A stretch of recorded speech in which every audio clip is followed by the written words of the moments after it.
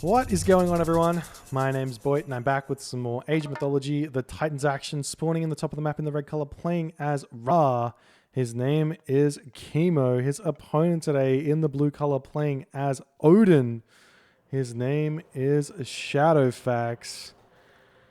And wait, what did I say? His name is Odin? No, he's playing as Odin, and his name is Shadowfax. The map is Tundra. And this is game number 4 of the best of 5 between these two players for the best of the best tournament. We'll see how this one goes. Shadowfax won that last game against Kimo's Urano. So now he's switching into Ra to see how he can go against his Odin. And Shadowfax sticking with the Odin. He could have tried to bait switch and go into Thor here, give him a little bit of a better chance against the Ra, but honestly the matchup difference between Odin and Thor is negligible at the extremes anyways, so doesn't really matter. So maybe going Odin here is the better chance. So we'll see how this goes. What do we got? We got some relics on the map. We've got the Pelt of Argus plus 6 line of sight, and we have the Canopic Jar of Imset, negative 15% infantry training time. We are seeing the Ulfsark running around, doing its thing, getting the scouting information here. Kimo's not really scouted much at all, it looks like. He's just checked out this side of the map, spots his gold mine, spots his town center. There's not really a lot of information here. I wonder if Kimo even goes for this town center in this one. Maybe he's going to stay one town center. There's really not much that's going on there, to be honest. In fact, the other town center is actually pretty decent, actually, with the back gold mine as well. Back gold mine. And a couple of hunt things around it as well. So we'll see. Now Shadowfax moving his ox cart around, doing all the good things in the start of this game. We'll see where he's going to go with this Skraeling, where he's going to put the temple. And if he's going to attempt to push off hunt anywhere, or see what his ideas are going to be in this game. Temple is coming up now for Kimo. Getting it up with 4 villages. Looks like he's really racing to try and get these resources in. We see wrong patch. See, Kimo's a little bit short. No, he's not. He's going to be advancing through Tar. And we don't see Shadowfax advancing just yet. So it's a really, really fast advance time from Kimo. Maybe going to go for this. We see a forward temple by Shadowfax. Still not up. Obviously looking for a 4:30 here. The 4 minute from Kimo is going to be pretty brutal. In fact, we're seeing Kimo moving forward with his Pharaoh, looking for some harass onto Shadowfax. We'll see what he can do here. Now the villagers doing their thing, going to drop into that ground. We see the Pharaoh running straight past here, but getting bashed by the Skraeling. He will turn around and fight this because, well, actually probably shouldn't. He needs to probably run away until he hits the next age. This Skraeling is going to do a lot of damage. We do now see Heimdall coming through for Shadowfax. This guy crazy. We've seen Kimo turning around yet again very, very early, just as Tvatar's coming through, and Shadowfax immediately starts to run when he sees that. It's like he knew it was coming or something. And he could get back to his base, throw the houses up, and do his thing. But Heimdall, the god of choice.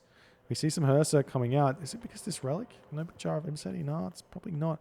Pharaoh and Priest are looking for something, and he will actually spot these villagers. The villagers immediately start to run. There is an Auroch in his base that he can very easily move on to, but the Pharaoh and the Priest are going to be a nightmare to deal with as the Wadjets are running around. We see a barracks up now for Kimo, dumping his food into the granary.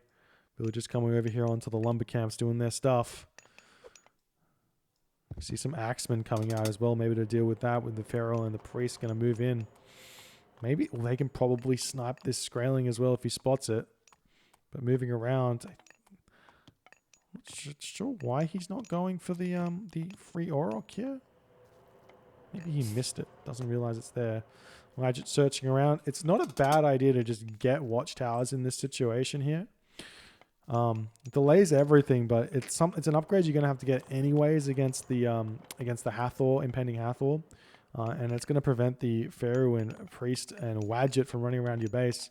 Shadowfax right now, he's oh god, he's just gonna shifting sands this. Oh, we see the goats running away as Shadowfax realizes what he's done. He's just trying to stay away from this, and we just see him moving in, gonna hit some of these villagers. He does have Hands of the Pharaoh already researched, it looks like. Yes, and he does pick off 2 Hersa. No big jar of Imsteady coming in here as well. He's just try and stay in this base. Well, probably a mistake. Probably could have got out with at least one of those Hersa. But maybe he can pick off a villager. The villager does manage to get away and jump into the watchtower.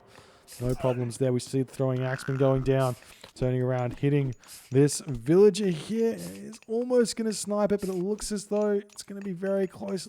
1 or 2 HP left as the raiding cavalry comes in to deny that from happening. Far out. 1 HP, 2 HP on that villager. And the priests are going to be moving in. They're going to attempt to get that snipe. The dwarves getting pulled off the line there to prevent these units from running in and hitting this. And Kimo is like already overtaken the Norse player, the Norse of Shadowfax's score here in this game. It's not what you want to see. Being behind at this stage of the game against Egyptian is very, very bad. And we are seeing these axemen searching around for something. We still don't have any farms, any Shadoof coming through for Kimo. He's still looking for something to do. He's going to be retreating back here. See the longhouse coming up for Shadowfax.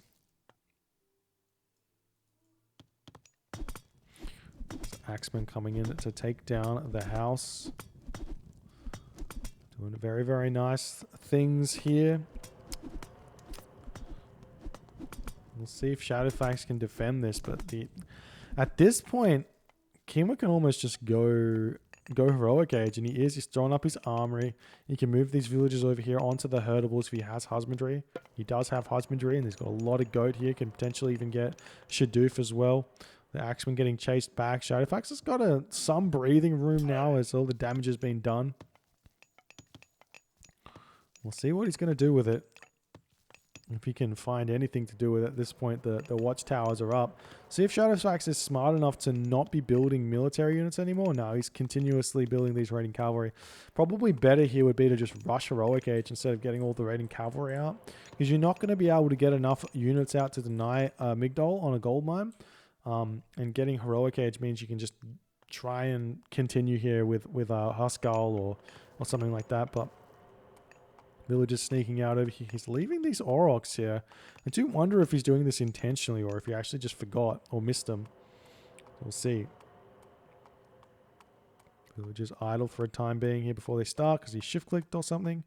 And there he goes, going after the auroch. That one will get picked off, and he's going to start hunting there nicely. Running around the map, we do see a Hathor now coming through for Kimo. Very nice timing, 9:15.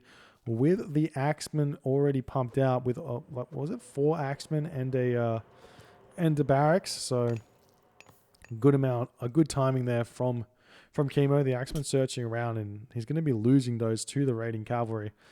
They move pretty fast though at 4.3 speed. That's obviously not fast enough. The raiding cavalry can't decide who wants to attack it. It does die very slowly. It could be better to just send one raiding cavalry after instead of all of them so they don't just keep bumping into each other, but it's fine. Now we see the axemen waiting as we're going to probably see a locust here from those axemen immediately as an attempt there. And there's the rain coming through for Kimo. He's got 14 farms here. Still no second town center. We'll see if he wants to move over and grab that one when he has the resources for it.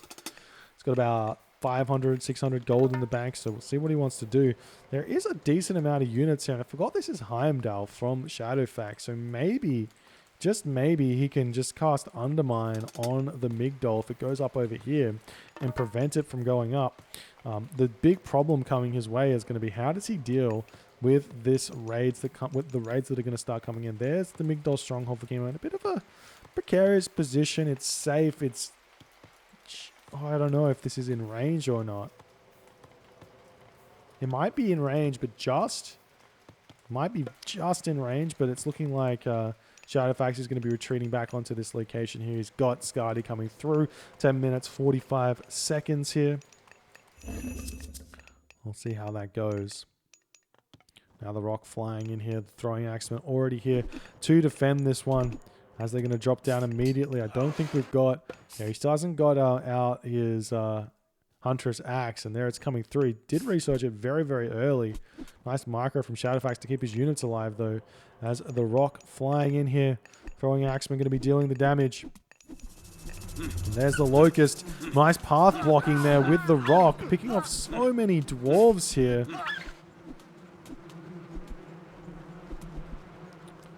We see the rock almost falling as the throwing axeman trying to chase it down, but this is the 4.5 speed rock, not the 4.0 speed rock, and 1 or 2 more throwing axes may be enough.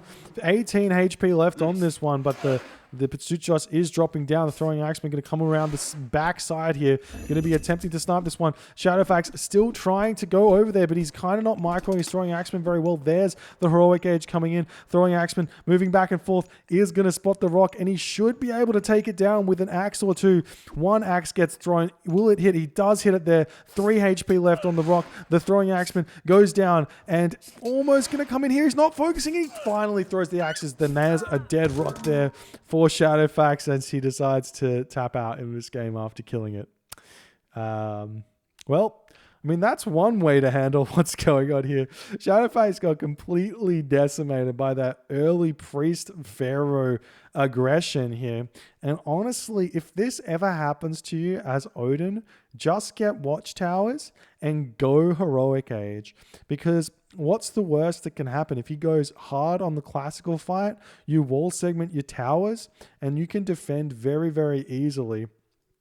If he goes 1 talent center heroic age, you've gone 1 talent center heroic age. You've both spent roughly the same amount of resources on classical age stuff, and you're going to be completely fine there. But Shadowfax doesn't do that. Kimo pretty much stomps Shadowfax in this game. And that was the game. That was the series. Hope you guys enjoyed it. If you did, please consider hitting the follow on the Twitch. If you're on the YouTubes, hit that subscribe button, and I'll see you guys in the next game.